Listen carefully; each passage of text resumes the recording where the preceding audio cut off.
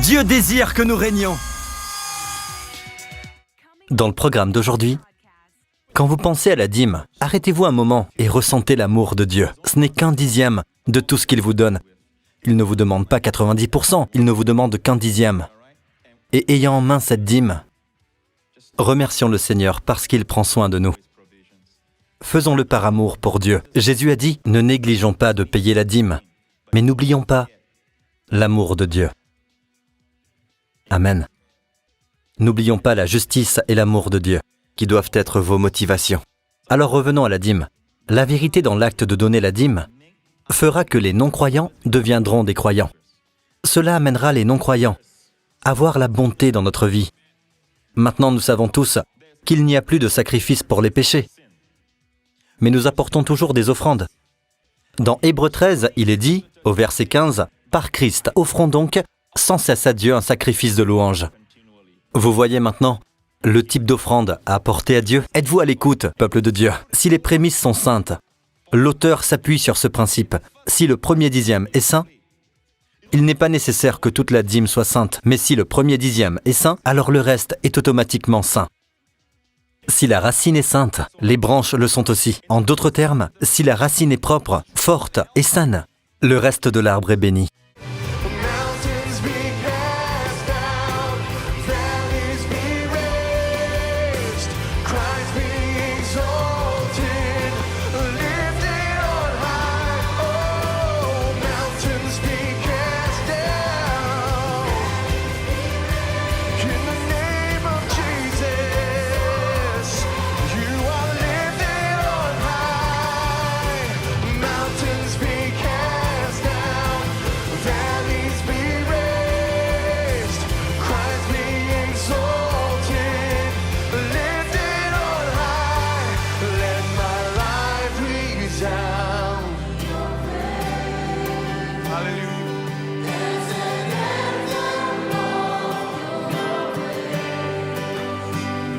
There is power in your name, Lord. Hallelujah. Jesus, you reign. Let my life resound to your praise as an anthem of your grace. There is power in your name. Hallelujah. Jesus, you reign.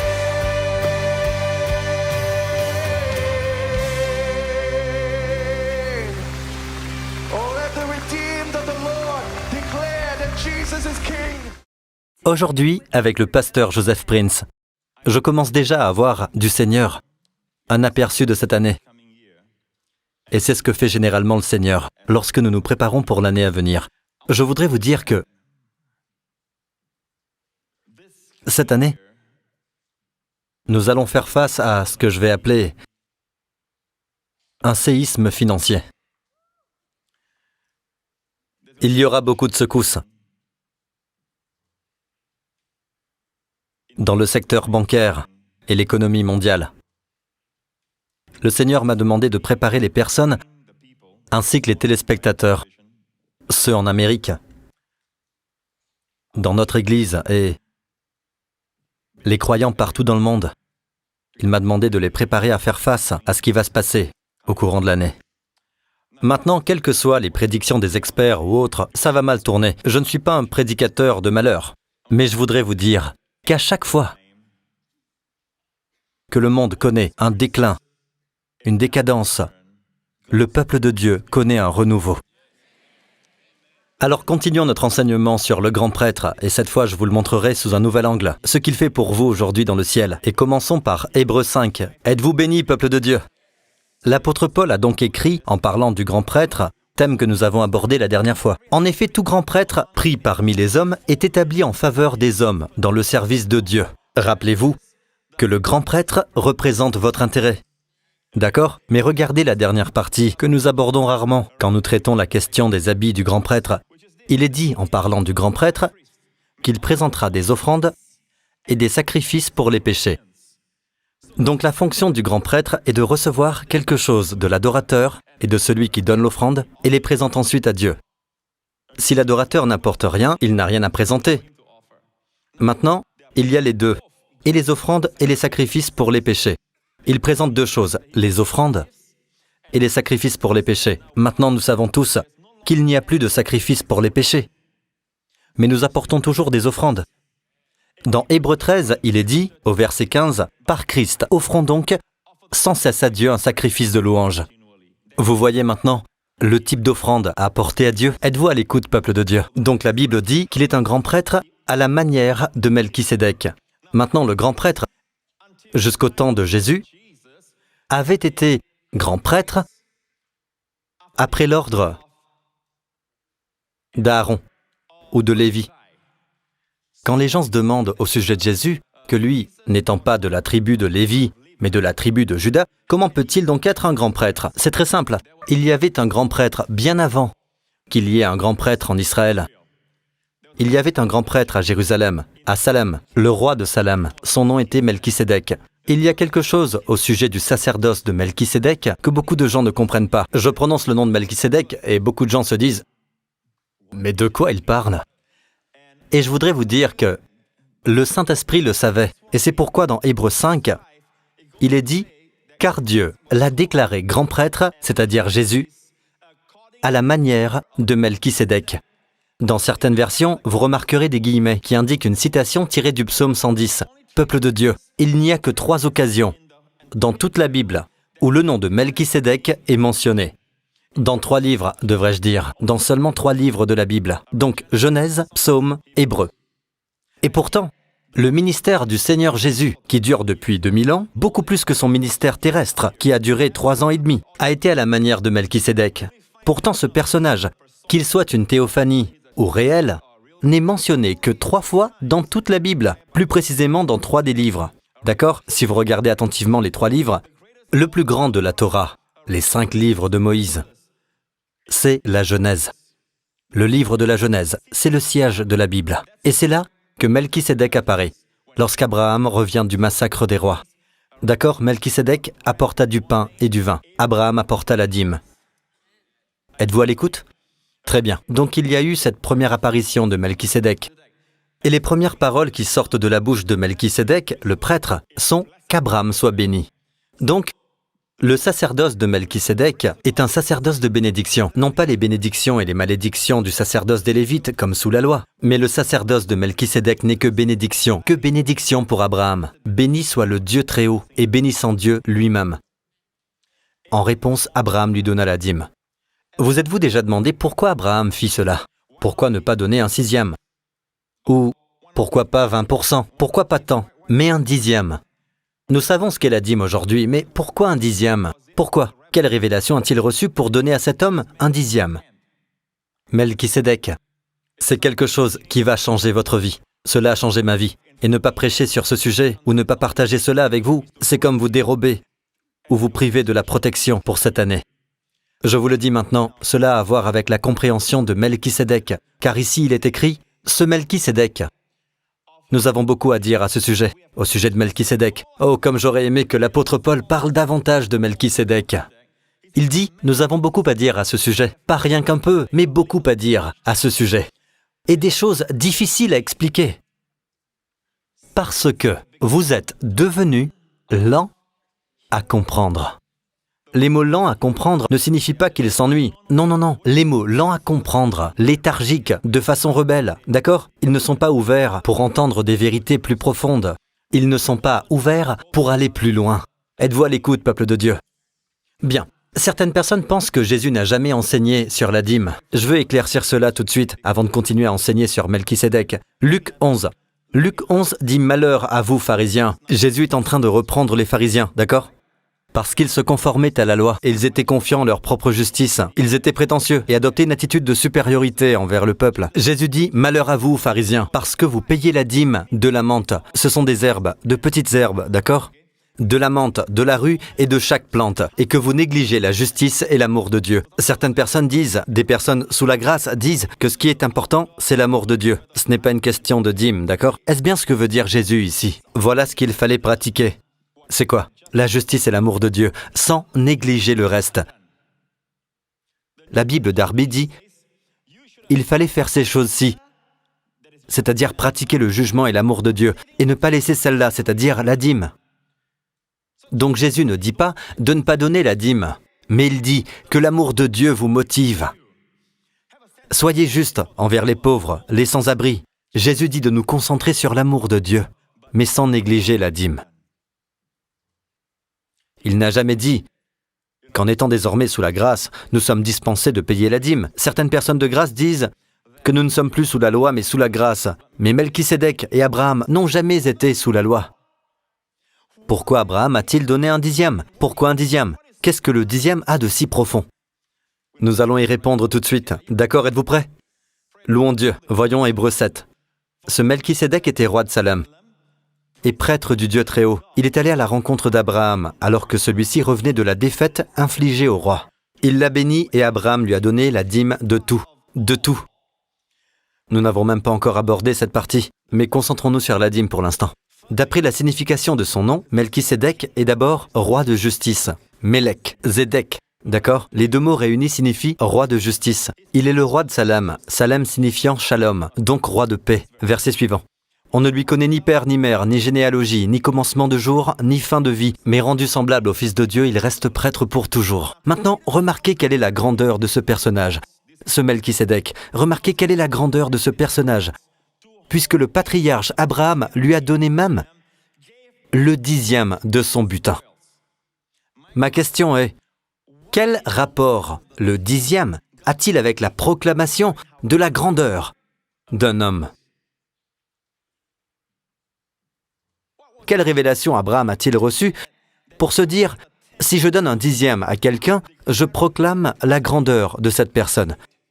Vous vous rendez compte qu'au verset 4, la Bible dit « Remarquez quelle est la grandeur de ce personnage, de Melchisédek, de qui le patriarche Abraham reçut le pain et le vin. » Je peux comprendre cela. Je peux comprendre, mais pourquoi l'illustrer avec la dîme? Je peux comprendre, car personne ne conteste que la communion se pratique de nos jours, car Jésus a dit « Faites ceci en mémoire de moi ». Amen. 1 Corinthiens parle de la communion. Elle est citée ici et là. Les églises du monde entier la pratiquent, n'est-ce pas? Et le but, pour nous de recevoir la communion, ne serait-il pas de proclamer la grandeur de Jésus? C'est beaucoup plus logique, mais Dieu merci, ce n'est pas moi qui ai écrit la Bible. La Bible ne dit pas cela. La façon dont nous professons la grandeur de Jésus est à travers la dîme. Donc avant tout, je tiens à préciser que le but de donner la dîme n'est pas de s'enrichir. Ce n'est pas la raison principale. Dieu désire que vous soyez dans l'abondance. D'accord, pas cupide. Mais le but principal de la dîme, c'est de montrer, démontrer et proclamer la grandeur de Jésus. Ça fait partie de votre adoration, peuple de Dieu. Je sais qu'il y a des gens qui veulent éviter l'adoration, ils ne veulent pas adorer, mais seulement écouter les prédications du pasteur Prince. Ces gens ne recevront que la moitié des bénédictions. Comme pour la communion, ils préfèrent se concentrer sur la communion et non sur la dîme. Ils ne recevront que la moitié des bénédictions. Ils seront en bonne santé, mais fauchés. Bon, passons au verset suivant, verset 5. D'après la loi, ceux des descendants de Lévi qui remplissent la fonction de prêtre ont l'ordre de prélever la dîme sur le peuple. Il parle maintenant du sacerdoce des Lévites et non plus de Melchisédek. Lévi et Melchisédek n'avaient rien en commun. Melchisédek n'était pas de la tribu de Lévi. Or, quand la loi est venue, Dieu donna le sacerdoce à Israël. Dieu donna le sacerdoce des Lévites à Israël et il leur donna aussi les 10 commandements. Nous ne sommes plus sous la loi. Nous ne sommes plus sous la dîme, en vertu de la loi. En d'autres termes, il y avait un certain nombre de dîmes en vertu de la loi, mais nous ne sommes plus sous aucune d'elles. Nous sommes sous la dîme qu'Abraham donna à Melchisédek. Êtes-vous à l'écoute, peuple de Dieu? Je vais vous montrer un principe tout de suite, les amis. Mais continuons d'abord. Et lui, qui ne tirait pas d'eux son origine, il leva la dîme sur Abraham, et il bénit celui qui avait les promesses. Verset suivant. Or, c'est sans contredit l'inférieur qui est béni par le supérieur. Souvenez-vous toujours que quand vos ennemis vous font du mal ou essaient de vous faire du mal, bénissez-les, car c'est l'inférieur qui est béni par le supérieur. Donc, en d'autres termes, Abraham a été béni par Melchisédek. Et ici, ceux qui perçoivent la dîme sont des hommes mortels. Maintenant, quand Paul écrivait cela, le temple n'était pas encore détruit. Le sacerdoce des Lévites était toujours en vigueur. Il les appelle donc des hommes mortels. Et ici, ceux qui reçoivent la dîme sont des hommes mortels. Mais là, c'est celui dont Melchisédek parle qui les perçoit. Ici, dans le temple, les Lévites perçoivent la dîme. Mais là, celui dont Melchisédek parle préfigure un type du Seigneur Jésus au ciel. Mais là, c'est celui dont il est attesté qu'il est vivant. C'est une attestation qu'il est vivant. Ceci est merveilleux. Alors que la communion du pain et du vin proclame la mort du Seigneur, jusqu'à ce qu'il revienne, la dîme, elle, proclame que le Seigneur est vivant. N'est-ce pas merveilleux? D'accord, peuple de Dieu? Et les érudits grecs qui nous regardent, j'aimerais vous dire que ces mots « perçoit la dîme » exprimés dans « c'est celui dont il est attesté » et le participe passif au présent. Le participe passif au présent. Cela signifie que Melchisédek, Jésus-Christ, reçoit toujours la dîme. Mais remarquez que ce n'est pas le présent actif, c'est le présent passif. Ce n'est pas lui qui fait l'action, mais c'est son peuple qui la lui donne. Il la reçoit. Le participe passif au présent. C'est celui dont il est attesté qu'il est vivant. Il est vivant est au présent de l'indicatif actif, ce qui signifie qu'il est vivant et il continue à vivre. La dernière partie ne peut pas faire référence à Melchisédek car il n'est qu'un simple homme. Il n'est qu'un simple homme. Et même s'il n'y a aucune trace de sa mort, nous savons qu'il est mort. Donc ce verset ne parle pas de Melchisédek, car c'est un homme, d'accord? Et nous savons qu'il est mort. Tous les hommes meurent. Il ne parle que de celui qui est vivant et qui continue à vivre, de la puissance d'une vie sans fin, notre Seigneur Jésus qui est ressuscité des morts, qui est notre grand prêtre aujourd'hui. S'il reçoit au présent, de qui reçoit-il? Nous proclamons encore combien il est grand. Quand vous pensez à la dîme, arrêtez-vous un moment et ressentez l'amour de Dieu. Ce n'est qu'un dixième de tout ce qu'il vous donne. Il ne vous demande pas 90%, il ne vous demande qu'un dixième. Et ayant en main cette dîme, remercions le Seigneur parce qu'il prend soin de nous. Faisons-le par amour pour Dieu. Jésus a dit, ne négligeons pas de payer la dîme, mais n'oublions pas l'amour de Dieu.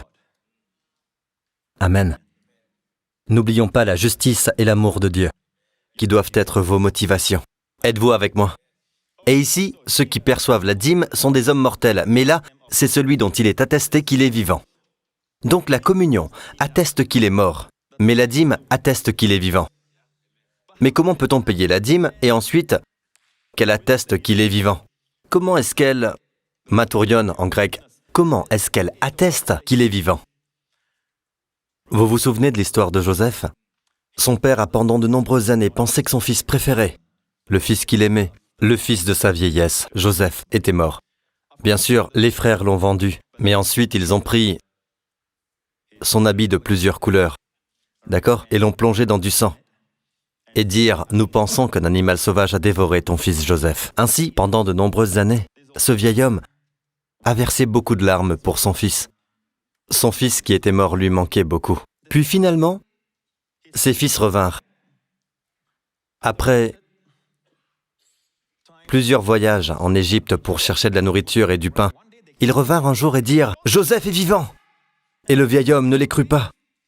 Son nom était Jacob. Le vieil homme ne les crut pas. Suivons l'histoire ici. Et ils lui rapportèrent, disant « Joseph vit encore !» C'est après que Joseph se fit connaître de ses frères. Et même c'est lui qui gouverne tout le pays d'Égypte. Mais son cœur resta froid, car il ne les crut pas. Quel cœur? Le cœur de Jacob. Le cœur de Jacob. C'est son ancien nom, Jacob. Et c'est un diminutif. Et parce qu'il n'a pas cru, son nom était encore Jacob. Et ils lui dirent toutes les paroles de Joseph, qui leur avaient été dites. Et il vit les chariots, les wagons. Je ne sais pas pourquoi certaines versions de la Bible parlent de chariots. En fait, ce sont des wagons qu'une seule Bible en anglais mentionne. Et il vit les wagons que Joseph avait envoyés pour le transporter. Et l'esprit de Jacob, leur père, se ranima quand il vit les wagons. Quand il entendit les paroles de Joseph. Autrement dit, la foi vient de ce qu'on entend de la parole de Dieu. Et elle vient aussi pour certaines personnes qui sont faibles dans leur foi, en voyant les bénédictions des wagons de Dieu dans votre vie. C'est celui dont il est attesté qu'il est vivant. Et le verset suivant dit, « Et Israël dit, changement de nom. » Il a recommencé à croire. et il n'est plus Jacob, il est maintenant Israël. Et Israël dit, c'est assez, Joseph mon fils vit encore. J'irai et je le verrai avant que je meure. Remarquez qu'il a cru. Quand il a cru, il n'était plus Jacob. Il est de nouveau Israël. Alors je vous le dis, la dîme, la vérité de la dîme, fera des croyants incroyants, des croyants croyants. Cela amènera les non-croyants à voir la bonté de Dieu dans votre vie. D'accord, revenons à Hébreux 7. Donc, en d'autres termes, il est attesté qu'il est vivant. D'accord? Alors, versets 9 et 10. En outre, Lévi, qui perçoit la dîme, maintenant il va comparer et démontrer la grandeur de Melchisédek par rapport au prêtre sous la loi, Lévi. Qui était Lévi? Ses descendants sont devenus des prêtres. Qui était Lévi? Aaron était de la tribu de Lévi. Moïse également. Qui était Lévi? Lévi était l'arrière-petit-fils d'Abraham. Abraham engendra Isaac. Isaac engendra Jacob, et Jacob engendra 12 fils, dont l'un est Lévi. Voyez ceci. En outre, Lévi, qui perçoit la dîme, donc Lévi qui perçoit la dîme de ses frères, d'accord? Sous le sacerdoce de la loi. Là, pour ainsi dire, aussi payé par l'intermédiaire d'Abraham. Il va comparer qui est le plus grand. Celui qui paie la dîme ou celui qui la perçoit? Celui qui perçoit la dîme. D'accord? Donc, il leur demande comment le sacerdoce de Melchisédek, par rapport à celui de Lévi, peut être plus inférieur. Car Lévi était en fait dans le sein d'Abraham quand ce dernier a donné la dîme à Melchisédek. D'accord? Toute sa descendance était dans son sein. Et cela m'amène à dire que votre dîme affectera votre fils, les fils de votre fils et les fils de votre petit-fils.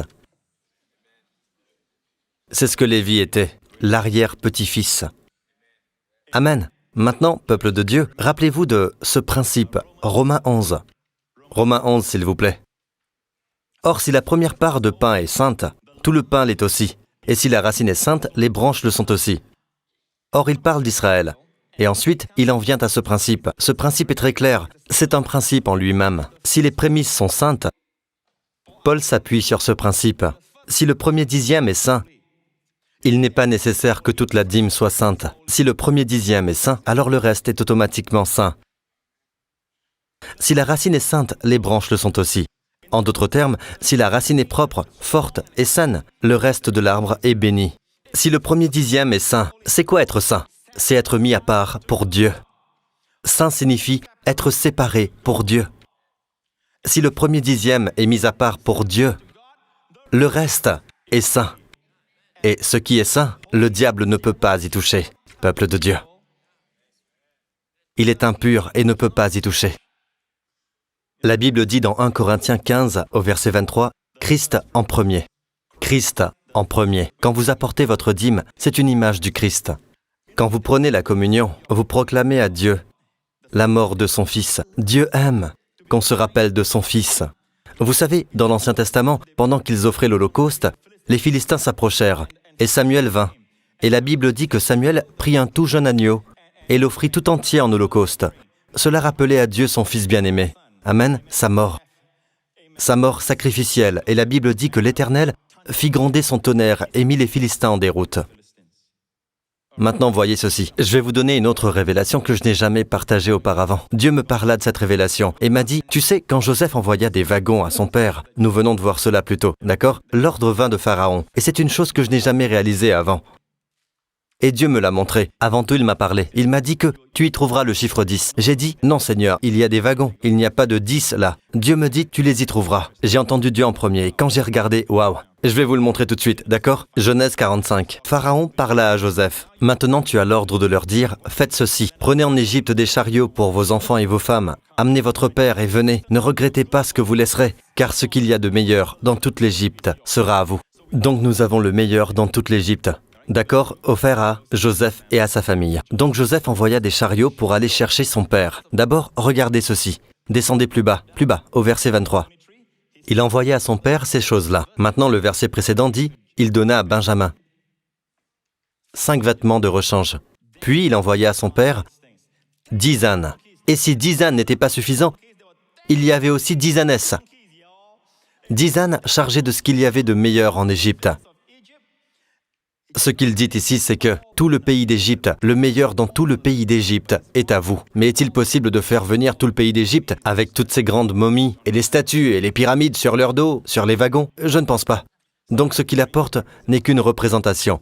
D'accord? Je vais conclure avec ceci. Quand Abraham rencontra Melchisédek, la Bible dit qu'il lui a donné la dîme. C'est la première fois que le mot dîme apparaît, maaser. C'est un mot hébreu, maaser.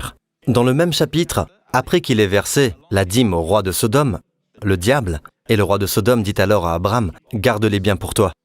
C'était qu'après Abraham ait donné la dîme. Abraham regarda le roi de Sodome, une image de Satan, et dit, « Je ne prendrai ni un cordon de tes sandales, pas même un fil de ton vêtement, pas même un fil, afin que tu ne puisses pas dire, « C'est moi qui ai enrichi Abraham ».